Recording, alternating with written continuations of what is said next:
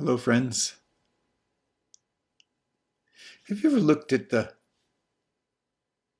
Sistine Chapel ceiling? It's one of these images, the particular one that I am thinking about and that has been with me for the longest time, is when God is kind of in a recumbent, relaxed position, and he's reaching out. And Adam is also full-bodied, recumbent, relaxed, reaching out to God. And they're going and they're reaching out and they're reaching out and they're reaching out toward each other. Years ago, I used to describe the awakening of consciousness or states of illumination as those moments when God, but changing the name God to limitless consciousness, or consciousness with, as one of my mentors, Franklin Merrill, said, consciousness without an object and without a subject. As we get closer and closer, we get into broader, more expansive, more precise, vast, limitless consciousness. But I also want to talk about it from a very different point of view. I think about it these days as if the way you touch is the way you're touched. I would say the law of the present moment. It's wonderful, the power of now, and that teaching that's been there for forever, being present, being here. But actually what's present is our aware self, or our ego self. Many of us, the aware self that would allow us to look at our ego, to look at the stories we tell ourselves, to look at our levels of embeddedness in identity, and begin to see them and relax with, and no longer, and soften that identification and use it only when it helps us function in a particular context. Like, for example, now I'm teaching, or if I were a doctor, I would be putting on the mantle of doctor. But this notion that the aware self allows a relationship in the present moment to whatever is in the present moment.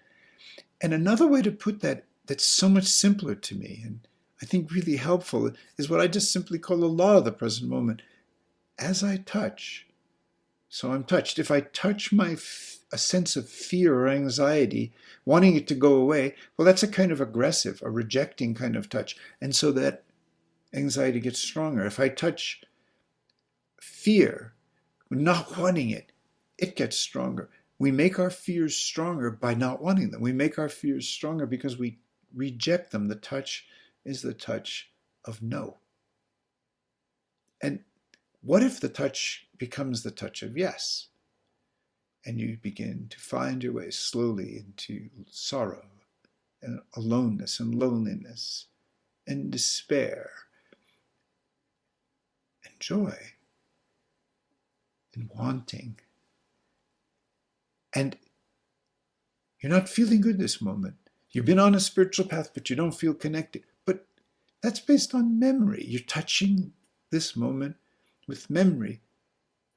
We are meaning-making. Human beings, we are we're compelled. We can't help it. We make meaning. But when we make meaning by touching something through the lens of the past, we just recreate this moment as the past in some way.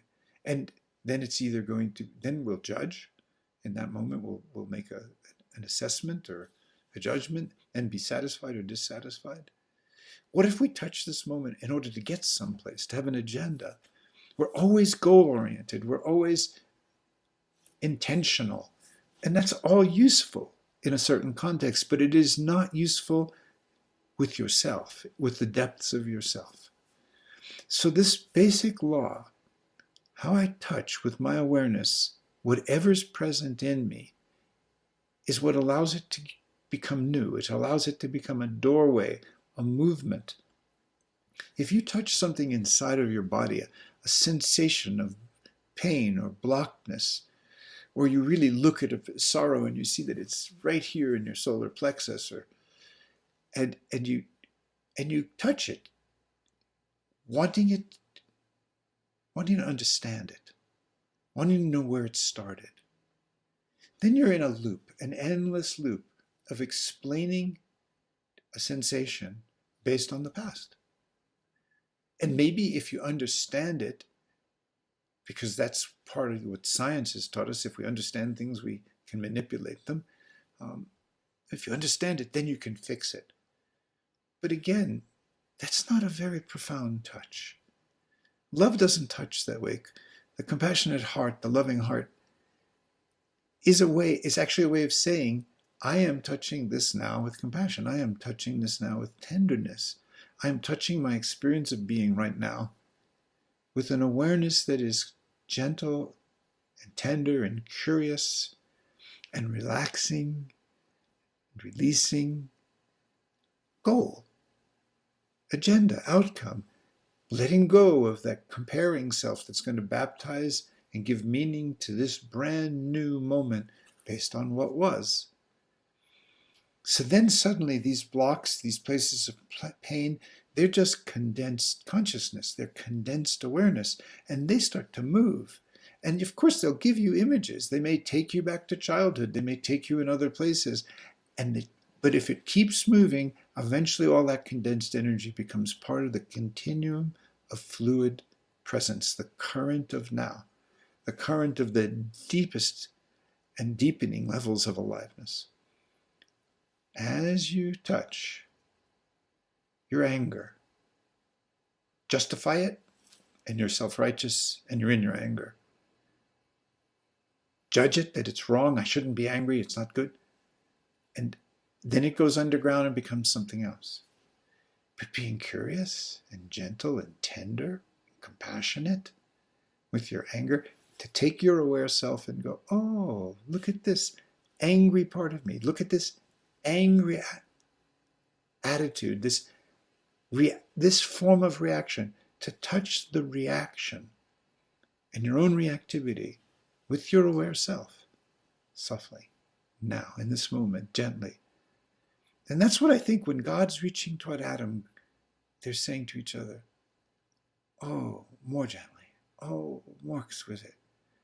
Because if you get this gentle, this exquisite, this relaxed, this, I will be you and you will be me. We will be one.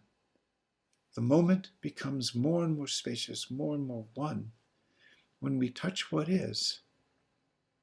And the quality of the touch determines what it is. Touch fear. Touch your fears.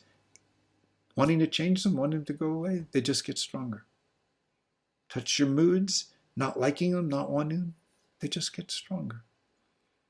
You can hide them from yourself, you can get busy, you can distract yourself, but that doesn't teach you how to actually journey. It's just fleeing a sensation you don't yet know how to journey with. You don't know how to touch it. And there's no end to this. You don't touch it so that then it goes away. You touch it and it will move and change. And gradually you learn to live that way, moment by moment. As you breathe, as you walk around, how I'm presencing in this moment is how the moment presents itself. I'll say that again. How you are presencing in this moment is the moment you're experiencing. And the God that we imagine creates how we imagine God. And that's the recursive nature of our consciousness. How you touch is how you're touched. We are the creation of the God we imagine. We are the creation of the relationships we imagine. We create the relationships, they create us. We create the resentment, it creates us. We create the jealousy, it creates us. We create, wherever the fear comes from, it will take us into a reality that's fearful. If I touch this moment as the beloved, it touches me as the beloved. Even if this moment is sorrow, even if this moment is heartbreak. And these are not easy things to do, but when you start, it's not easy to practice this, but this is a practice. This is a limitless, conscious path. And I want just to see that how recursive our consciousness is all the time. And if you touch something as if it's true and what it is, it creates you that way, and that's how we get trapped in the past. But if you touch it like a story wanting to to open up and blossom like a flower, like a seed that wants to become something that isn't yet, then we become the creators of what we create. We become the creations of our own creating. And this is true of every single moment, and most importantly in our relationships. You are the creator of the relationships you create. You are created by the relationships you create.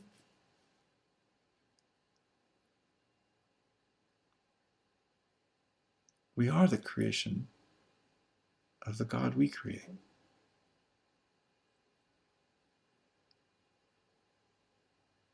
We are the creators of the relationships we create. And the softer we touch those relationships with more heart, the more the relationships show us to have their roots in love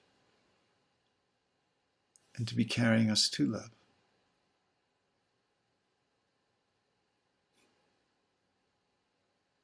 Be free.